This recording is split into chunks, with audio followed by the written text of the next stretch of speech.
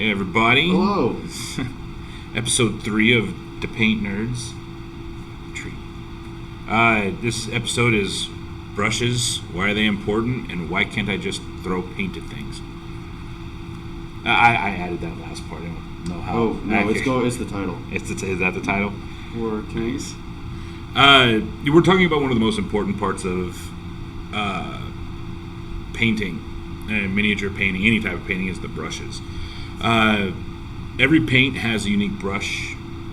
Basically, the little filaments, the hairs on the brush, are designed a certain way for certain types of paint. Like oil paints have a different brush and texture than acrylics, and watercolor, you can pretty much use any one of them, but there are brushes that have softer brush heads that are good for watercolor.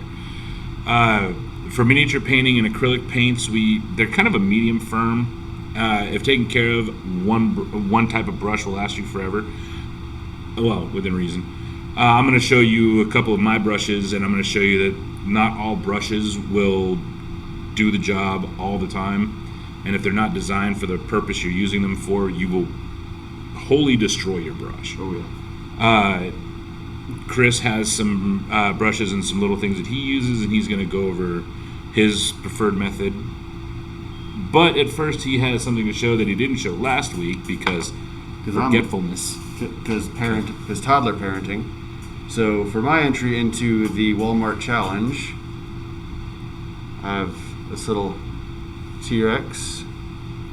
Once again, only the 5 colors of yellow, blue, red, black, and white, and just at different dilutions and layered with different thicknesses. Still looks good. Yes. Looks better than mine. Thank you. I disagree, but we're all our own worst critics. And then with Citadel paints, I went over this guy, and I did cheat a little bit. I used some that are no longer available. Waywatcher Green Glaze, which has been discontinued. I missed their glazes. Yeah. But this was just Xandri Dust, which is like a sandy base coat, and then only washes on top of that. So Reikland Flesh Shade on the horns, and then where is mine? Because Athonian Camo Shade, and because I got a giggle out of Built the fact and that Green. you used that particular one, because the brown tone I used as a base was Xandri Dust. Oh yeah? Yeah. My initial tone underneath everything was Xandri Dust, so all the layers that lightened out, Nice. the Xandri Dust would show up. Yeah. You get that little texture. Yeah, Xandri Dust is amazing. I like it, yeah. When it comes to brushes, you're going to have different types. Like these round brushes right here. These are designed for, getting into the fine detail and being able to draw the paint out. And a lot of things that you'll notice about these brushes, maybe not this one in particular, is when you add pressure to the tip, it tends to flare out to be as wide as the base. So brushes like this are actually used when you get it into a corner to kind of fill in a smaller area, and then as you press down to draw it out, it actually creates an even cone. So it starts off as from the tip, and then as it flares out, the rest of the brush evens out the stroke. This is don't use brushes for what they're not intended for, and I use this to clean an airbrush tank that I accidentally. Yes, I ended up having like 5 people that I had to talk to, and I left a paint that you don't leave in your airbrush. Ooh. So if you notice this brush right here, and I'm using my face as the background, it's really flared out. It's no longer really keeping any shape. I mean, I could still paint with it in theory, but this would be more of these square brushes are great for larger pieces that require even stroke, because you use them on the flat and they flare out pretty wide. Like this thing will flare out pretty wide as you go. Or if you need to use a lot of paint on a large flat surface, like say a base. Yeah. You also have these, which are kind of tapered, kind of rounded. This is a shade brush, so you kind of go in there and you can roll your shades into bigger model pieces. And these are also the same brushes a lot of people use for dry brushing. And that's why you see a lot of the indenting in there. You see a lot of the splay of the hairs. is you dip it into your paint, and then you end up sitting there doing this little number, and you're smashing it down on the paper and going like that, and you're getting as little paint on here as possible while still being able to actually dust across the surface. And then one of mine, and it's a layer brush, but it's got a really fine tip to it, and I use this for my really fine details because I'll just get that little tip with a little bit of paint on it, and that's where I kind of go into the eye sockets of my model. Or if there's a really fine like crease or design that needs to be filled with something that's not the primary color of the model, this is what I use. I literally just dip and then just start tracing that area and trying to keep it off the actual flat edges and just kind of guide my paints in there. And then one of the cooler brushes, this is a base type brush, is it has this little cone. It almost goes up at an angle, but it's flat. And the reason that is when you flex this, the tip gets as wide as the base. So again, it's one of those things where you start at a corner and you can pull out, and you end up with an even brush stroke. Again, I use things like Lame Medium. I try to stay away from water. That mostly because Lame Medium allows the pigment to kind of stay. Right. And that's what a lot of these brushes are really good with.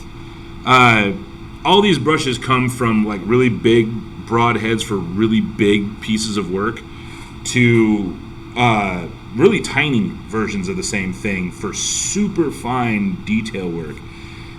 I know I'm probably going to get in trouble for this, but I did this guy, and it was all my little detail brushes and all of my other brushes to paint on details and literally move the paint around.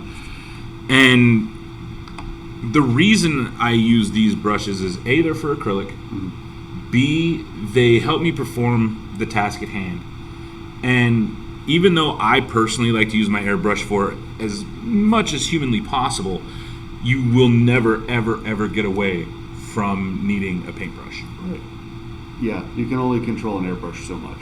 Yeah, that is absolutely true. Because once it leaves your hand, it's out of your control. Mm-hmm. And keep in mind, these brushes are not all, Citadel-based brushes. Like these, Michaels. Almost every one of my brushes that don't have a solid black, handle are like even my ones with the blue right here. And yes, you will notice that I have like paint at the tip. And one of the things is when you're doing miniatures and you're trying to do an individual piece, what I'll do, me personally, is I grab some sticky tack and I'll put it to the tip. And then I will like literally take, I don't have anything really available, and I'll just use this as an example. But I'll take that sticky tack and I'll take the piece I'm working on and I'll stick it to this. That way I can put it under a magnifying glass, or I have the ability to kind of hold it like this and kind of guide my paint around where I need it to be. I can control it so I can, if I need to do an edge highlight, I can hold it at an angle that's going to be comfortable for me to actually roll it on a round surface, or be able to manipulate the model piece so I'm not really moving my brush so much. I can like rub the model against it versus moving my brush over it and risking kind of overexposure to whatever piece I'm trying to highlight or whatever piece I'm trying to paint. And then you can literally sit there and kind of set it at an angle where the piece isn't going to fall off and not ruin your brush, and the paint can dry and you can go back to it if you're doing like bigger model pieces. Another little cool trick that I learned. That is a good trick. You never did that? I have not. Dude, sticky tack is your friend. Like if you're doing heads for like Citadel miniatures, Citadel miniatures, their heads for their models are actually on the sprue. You know that. Every modeler out there knows that. Now you know that. So I'm going to let him talk about his brushes. I'm going to prep something just to kind of prove a point. So my brushes, I have a few newer examples that I just picked up. You can get these at Walmart. I abuse the crap out of my brushes, so I don't I have a few of them that I, have can take really good care of, but by and large, it's a horror. They're a horror story. So, so yeah, just different sizes for different things. Wide brush for bases, softer tip for washes, stuff like that. And then I've got a few detail brushes that I have not broken into yet because they're still very pretty and I don't want to use them. They are ranging in size from a 5 to a 3/0 and like super fine points. So if you need to get really good detail, that's kind of the way to go. Wow, that thing is tiny. Yeah, right? Because I haven't used it yet. And then I've got a few other little tricks that I use. I'm a big fan of the comic style painting, so heavily inking the lines. I picked up a calligraphy pen from the big box hobby stores. I can't read Japanese, so if somebody can read that and translate that, that would be fantastic. That would be amazing. Yeah, I'd be greatly appreciative. But yeah, under $10, you can pick one up, and it's really good. It's got a very fine point, and you can just get in, do a quick little bit of line work, and get out, and not have to worry about paint running. Yeah. What's your example? All right, so this is sticky tack. It's basically, you can buy this anywhere. It's made by Elmer's. Anybody who ever did a poster project in 3rd grade, Yes. you should remember it. So the way I do it is I try to activate it by stretching it out a little bit, and it gets really tacky when you do that. You stretch it out until it turns white, and then you can put it on the end of a paintbrush or a chopstick or whatever. Chopsticks are great for so many things. Yes, they are. And then I just sit there and I make a small cone on top like that, like a blob. And then I always take the small piece right here, this little bit, that's where the glue's gonna go, so you don't have to worry about that being covered in sticky tack. And I just build up the sticky tack exactly where I'm gonna need to, so it'll hold, but at the same time, I now have the whole helmet like this. And I can turn it and I can add details that I think I'm gonna need. I can do every coat it's already got the black primer coat, but I can add blues, I could add glossier blacks to this. I can add all of my little details. I can get in and I can grab a magnifying glass and, set it up so I can sit there and literally use, this as a base to kind of turn it and get any of my little details or my little curves using my smallest brush. Or even if I'm airbrushing, you can do the same thing. You just take it and you put your object on a stick, and you can actively airbrush across, making sure your coats are even, making sure that all of your panels are, wherever they need to be. And it gives you the ability to kind of dust, in little areas, because sometimes you don't want a concentration of paint or a shade or anything in one spot. You want to be able to just go tss, tss, and hey, that's it. That's all I need. Hit it with a hair dryer, put it on your model. And that's... Okay. I was worried it was going to sink in more, but no, it holds pretty good. Yeah. Give it the Dairy Queen challenge. There you go. And the best part is you can lay these things sideways, and this piece isn't going to be heavy enough to tip. So if you rest it on like a glass, it'll just stay there. Paint dries. When you're ready for it, you just pick it back up. And if you're using brushes that already have a really nasty brush that you really can't use for anything, you can even just stand them up in a brush, in a cup, and they'll just sit there. But this is already gone. I mean, if worse comes to worse, you can just cut that, and hey, you got a stick. There you go. Yeah. Another thing that some of you are probably super crafty, sculpty types want to make really unique basing material, or you want to be able to add, change the way a guy is holding a gun or a sword or a knife, or you want to, change just a little bit where things are going, is this stuff right here. This is called green stuff, and we got it in a strip, and I've used the heck out of it. And what it is you cut a piece off, you fold the blue into the green and into this like yellowy green, and you keep twisting it and you knead it together, and As you do that, it becomes really dark green, and that's how it got its name, green stuff.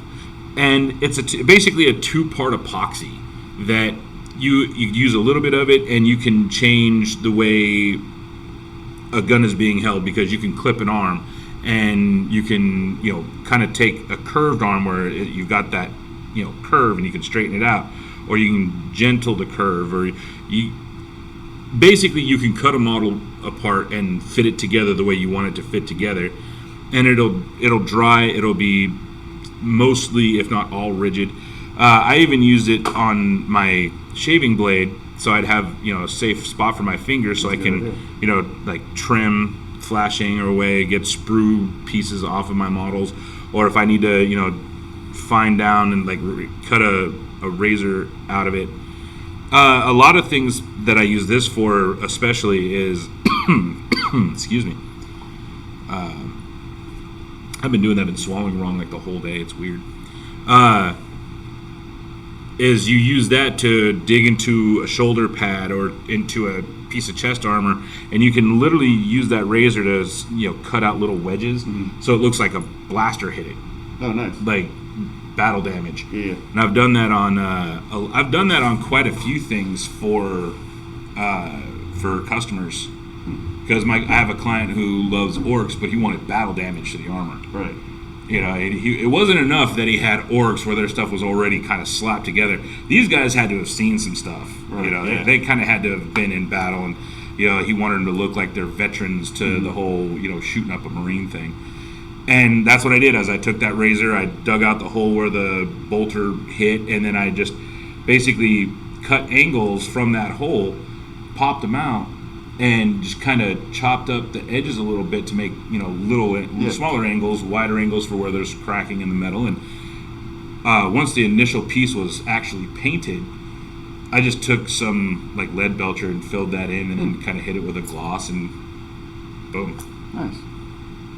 Razor blades are your friend. Here's another good friend of mine. Keys. Oh, a multi-tool. Multi-tools. Because now you have all of your things ready to go. That's just another thing I like to use. See, I leave mine on my table, on my work table. I can't take that anywhere, because I know for a fact that if I see something I don't like, I'm going to try to MacGyver it, and somebody's going to yell at me. Like that's like one of my weird fears is I like to fix things. It's like, oh, that wire's sticking out. Well, here, that's a live wire. As long as I don't touch both of them, I'm fine. Yeah, right.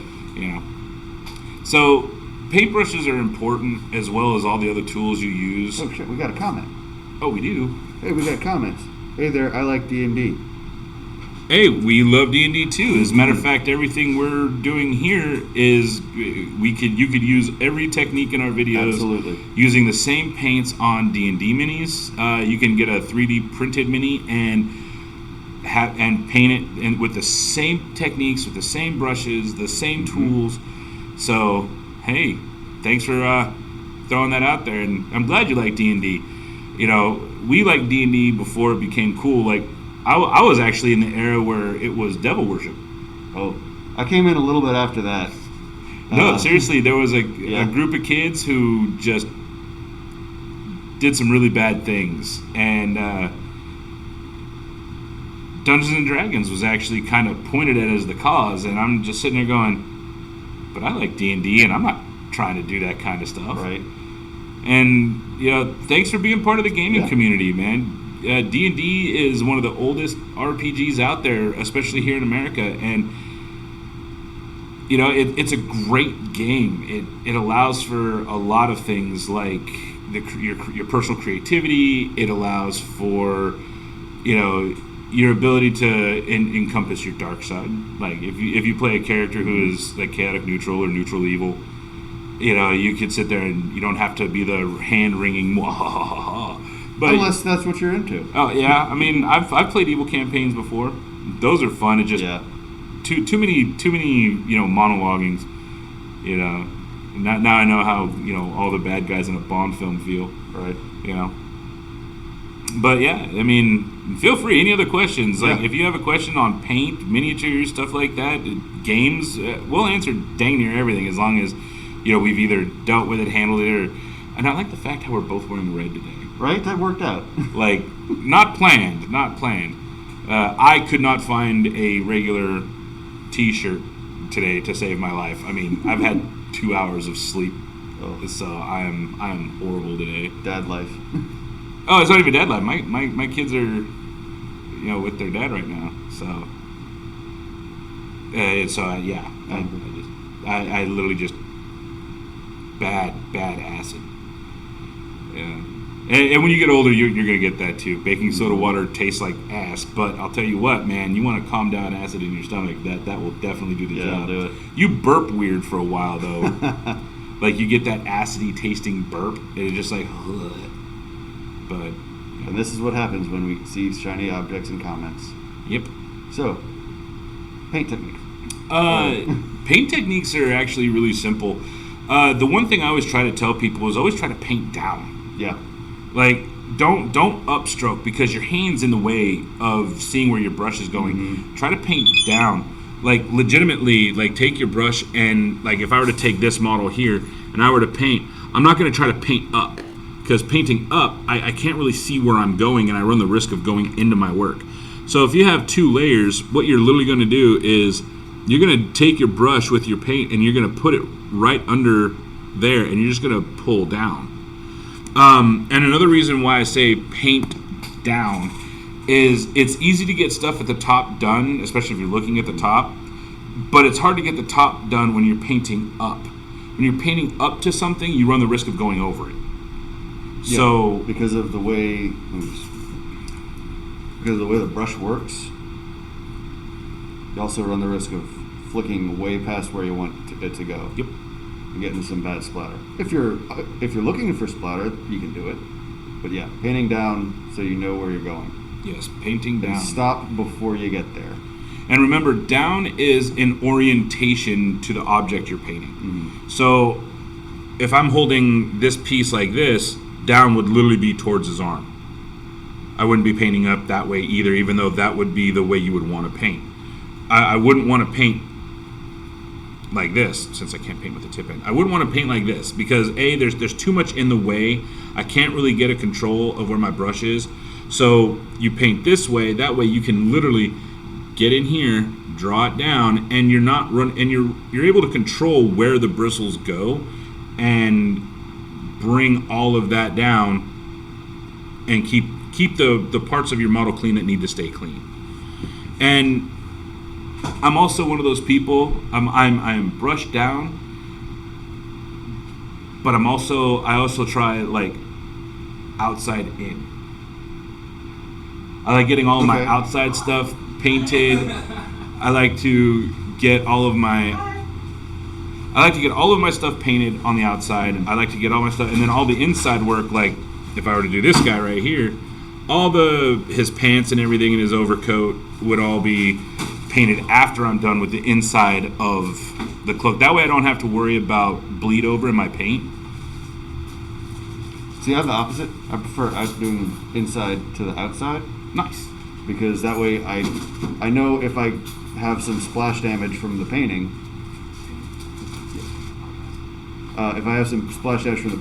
then I'm going to go over it again when I do the outer areas. But, like we said on episode 1, don't follow the rules. These are only guidelines. Yeah. Do what works for you. These are suggestions. Yeah. At best. at best. Like, if your idea of getting it done is just, taking this big old brush and just going, throwing paint at it? Pentium Leviosa, then guess what? Then that's your painting style, Yeah. man. Go with it. Make it happen, Captain. End up in a gallery. Yeah, right. And keep in mind, that's actually a great way to do everything is always find a way to paint where you're orienting down. Mm-hmm. And if you have to turn your model, turn your model. Let gravity do the work. Yeah, not even just for that. And even though that is a very good case, Mm-hmm. that is a very good case to make, especially if you're just gonna, like a lot of people use washes and they'll just sit there and they'll just heavy at the top, but they won't drag That is down. literally what I did for this guy. I put the wash on him, just like along the spine, and then I just added water to it, so that it flowed down and gave a kind of a more speckly effect to them. Yep. And so gravity works for really thin paints and washes where you could just heavy and just let it drip. Especially if you need that natural cascade look for oils, things like that. Like Nuln Oil Gloss is great. You just kind of put a huge dollop on whatever needs to, what would be oily, and just let it drip down. Like technical paints and stuff like that, glob it on there and then just like get it runny just enough to where it does what you need it to do. Yeah, that's another good thing you can do. Another cool little machine you can get, and a lot of people don't know it, is a helping hand. You can literally clip, whatever you need in this, and while you're doing it, you can literally orient your magnifying glass over it and literally paint. This is the point where Chaz sets the computer on fire. Yeah, that is my luck. Let's not put that out into the universe, please. Because I love my little laptop. It has served me well. Like, even when I don't use this anymore, I think I'm just going to keep it. This is a conversation piece? Not even a conversation piece, dude. I mean, it's the Star Wars HP laptop, and it's done so much. Right. Like, all the ones that you would think are dead and dying, this one's still going strong, still doing its thing. I mean, I've had a couple hiccups, but I mean, it's even started this channel. Yeah. So, all hail the HP Star Wars laptop, because nerd. Do you have any tools, tricks, things that you like to use? So, this might actually be the shortest episode. Yeah, in really. history. How about, okay, here's a question. On sprue or off sprue painting? You're an asshole because Yeah. you know exactly how I do it. Yeah. If I have a method, and the method is this: if I know that the cleanup I'm going to have to do is minimal, I will do all of my priming and painting on sprue. Pretty much same. But if I know I won't be able to do that, I will do what's called partial build in paint, where I'll put the body of the guy together, but I'll leave his head. For a Space Marine, I'll leave his arms off. I'll leave his pauldrons off, and I will paint all those pieces individually. Right. And then I'll put it all together once it's done drying, and I have all the touch up. And it also depends on how big the piece is. Yeah. And how many parts it actually has. Okay. Because you'll have some models that are really fiddly, and they have a lot of little tiny bendy bits. And then you have a Space Marine model on a sprue, which is basically you've got your torso, you've got your leg, you've got all this, and you got an arm, two pauldrons, and a head, and then you choose which arm has what weapon, and that you can partial build or paint and then build. Okay. And I'm also not a fan of putting it all together with the plastic glue, because plastic glue that Citadel provides doesn't work on paint. Yeah, no, it really doesn't. So I use CA glue, cyanoacrylate. Because cyanoacrylate will just literally melt the paint and the plastic together, and if you use just a small dollop, it one perfect seam. You only get one shot really to make it happen, but when it happens, it happens. And so other than that, I try to never, ever, if I can help it, paint a fully completed model.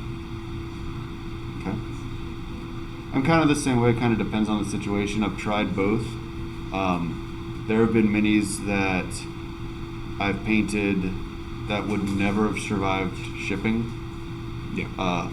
Marvel Crisis Protocol Ghost Rider, I'm looking at you with your damn chain whip.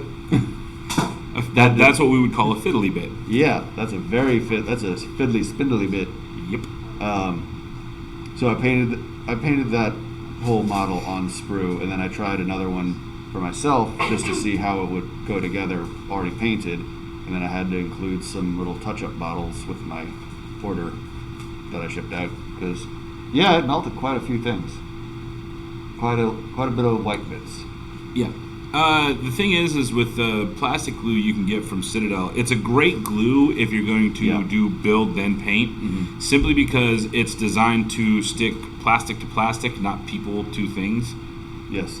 Where CA glue is, be real careful where you put this, because it will, if you get the right stuff, it will stick anything to damn near anything. I've accidentally super glued myself to a keyboard. That's impressive. Not even a joke. Anybody else thinking American Pie 2 right now? Well, no, I accidentally, I was using some CA glue, This one and time at paint camp. We have peanut gallery in the shop today. I wiped the seam like this to even out the bead, and then I kind of went like that this. works You know, normally when I go like this, though, it dries. I get the crusties, Right. and then it comes off in a day anyway. So I start to type, and as I'm typing, I rest my hands like this, like I normally would on my keyboard. And I'm like, I forgot the word I was trying to type. So my fingers were kind of on the keys, while my palms were on the palm rest. And I'm like, what was that word? The word comes to me, and I go to do it, and I'm picking up my keyboard. Oh. Like, I'm like, well, this isn't going to go well. So, like, literally, be real careful with that CA glue. That cyanoacrylate is no joke. Although, I there was a Foamy the Squirrel episode that I watched that he was talking about glue. And I'm in the same boat as he is. I remember when we had a glue. I mean, this might have been around the time you were born, so you probably don't remember the commercials, where I could glue a human being to a ceiling fan. And it would bond anything to anything in seconds. Like, none of this 5-minute wait time, none of this, wait 30 seconds and blow on it. No. Cure-all? I don't even remember the name of it. All I remember is that this stuff, my dad told me, don't touch that. We know what will happen. He showed me, he took a piece of glass and a piece of metal and glued it together.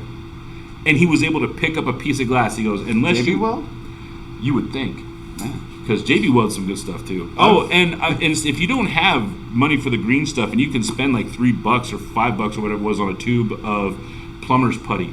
Oh, yeah. Plumber's putty does the same thing, except it is actually as hard as iron. Like, the stuff is, and it's great because you can make little textured pieces. You can sculpt it for about 5-10 minutes. It gets hot, then it gets really, really rigid. I've used it on a gate, like an outside gate by my house, and I used that to glue it together. And it's Should still working. I have used it? Probably not, but I did, and it's still working. Went through a hurricane. You know, you can use it on basing for models too. You can actually Really? sculpt little rocks out of it. Once it cures, you just glue it all together. It's that literally just might epoxy. be a segment. It's an epoxy. I have some at home. I literally have a whole I'm tube sure of this stuff. I'm sure I do it. It takes like 20 minutes to cure. This is going to be a new segment. Like, I can literally make an entire... Making crap with other crap. That would be literally on point to the way our shows work. How to make something out of this thing. It's like, we're going to take this piece of glass and we're going to turn it into a Boeing 747. Cue the MacGyver theme. We're not gonna sell it to Malaysia because then it's just gonna get lost. Well, it's a glass plane. It's going to get lost anyway. Yeah. Haven't you seen Wonder Woman? Right? It's like, come on, man. Get with the 80s. Jeez. Kids these days. 20 years too early. Funny part is I'm Gen X. So I'm literally the last... Technically, or... No, literally, I am Generation X. No, I mean, like, what year were you born? 76, man. Oh, damn. You are old. Shut the fuck I told you. Like, me and all of my siblings are Generation X. Okay. Millennial and proud, baby. 84. Get off my lawn. Listen, old man, you don't know what you can do with this stuff. You can take this random crap and make it with other random crap. Wait a minute. You do realize I'm doing this show with you, and I know I've shown you things. He has. Meanwhile, choose 1,000-yard stare. And yet, I'm pretty, lack of gray for my age, which is kind of, my baby brother can't say the same Yeah. thing. And beards don't count. Yes, they do. Beards don't count for gray hairs. Gray hairs happen so early in beards. Dude, my baby brother can't say that. Like, he's actually gone like prematurely gray. Like, he's got the Gen salt X. and pepper. Oh no, my baby brother, he's got a CPA business going on now. Oh, yeah, that'll do it. Yeah, like A real job will definitely do it. hey, it's not a job unless you really hate it. It's a career if you enjoy it. There you go. So, but yeah, I mean, and here's the thing about like the paintbrushes, like we kept saying, is you don't have to go buy $80 brushes. It's absolutely unnecessary. Yeah. The reason they're expensive is they're usually made with fibers that were designed to maintain their shape over long period of use. And the downside to buying brushes like that is you get so used to their handle shape, you get so used to their brushes doing their job, that you kind of get in this tunnel vision where you think that these $80 brushes are superpowers, and they're not. The brushes you get are not going to be a superpower. That's not how they've ever been. That's not how they're ever going to be. It's the person using the brush is the most, I think I can honestly say this with true conviction. The most important component to mini painting is you. Yep. Because it's the painter who decides what colors to use and how to mix those colors and how to apply them their way. The brush isn't going to do it by itself. The paints aren't going to do it by itself. These brushes have been here for 35 minutes and have done jack. I know. I'm really depressed Right? because they kind of. Oh wait, no, there was never that advertisement. I was going to say false advertising. But it's you. It's your creativity. It's your imagination that's going to make this happen. And that's important to us because we're here to foster that imagination. We want you to be able to see a miniature or a blank ceramic tile, or even if you're making your own ceramics or doing resin casting and stuff like that. We want you to be able to sit there and say, "Hey, I like this, and I'm going to do this. This is my jam. This is what I like to do."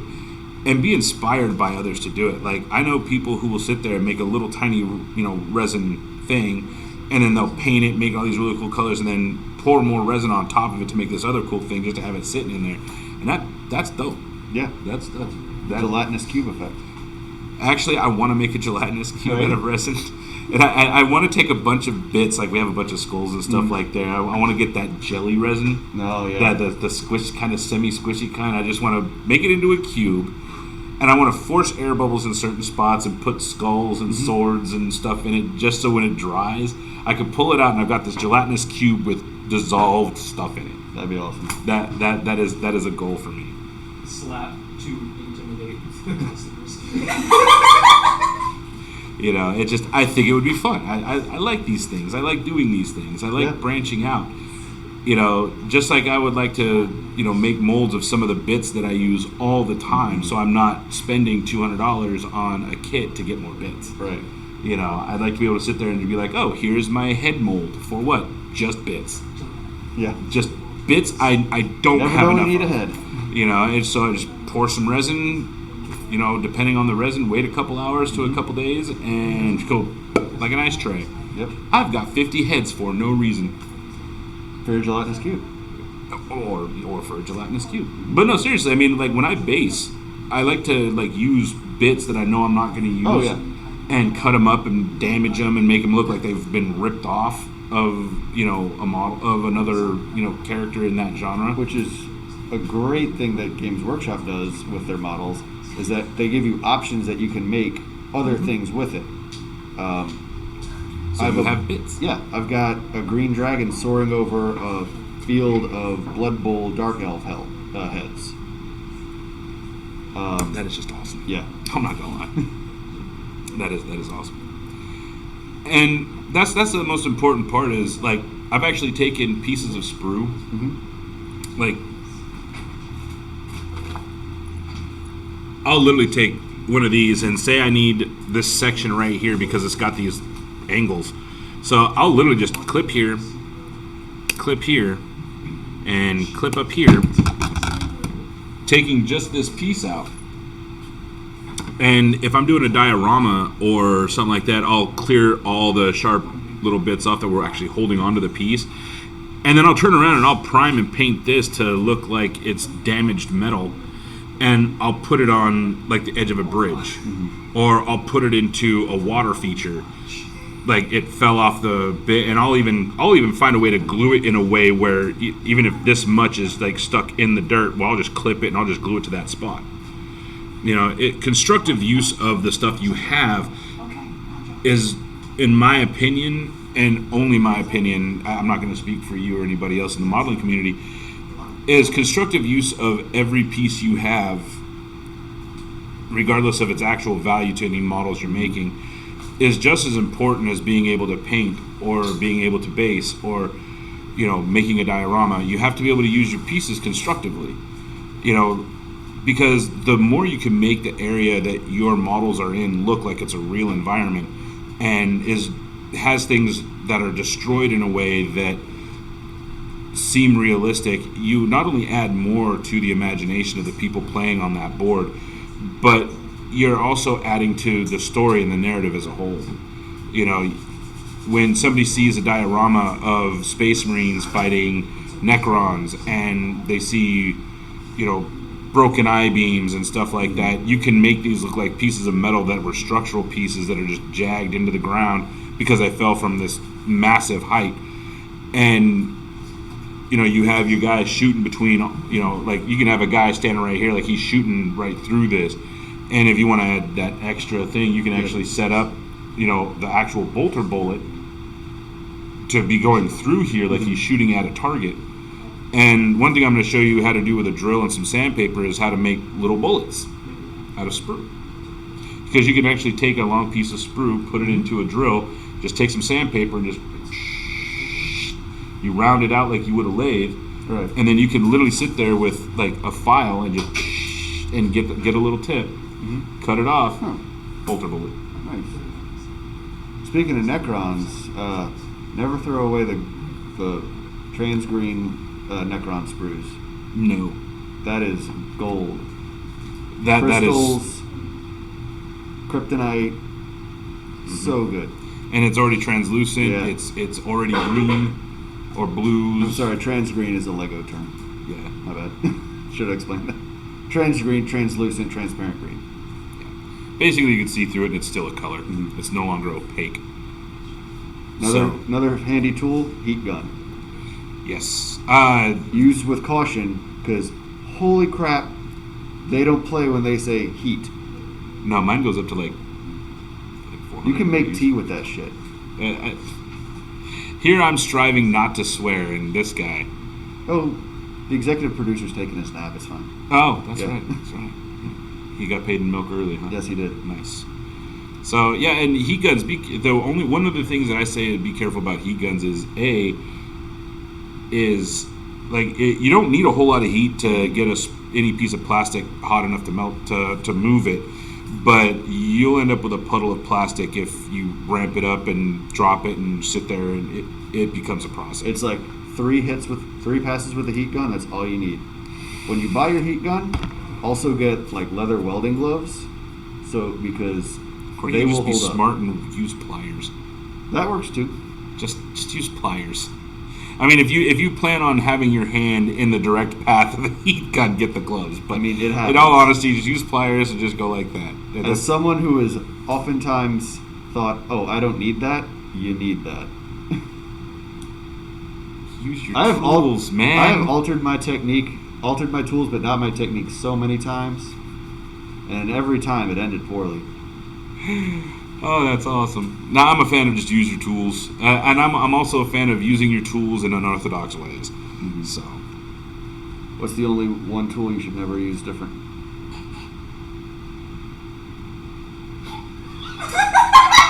A fire extinguisher. no, that's home defense. You're defending against fires and people. Too soon, man. Too soon.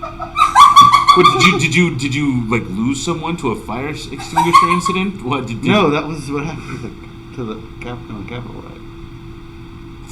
I'll tell you later. Anyway, What? we have horribly digressed. Like This podcast was done in front of a live studio audience.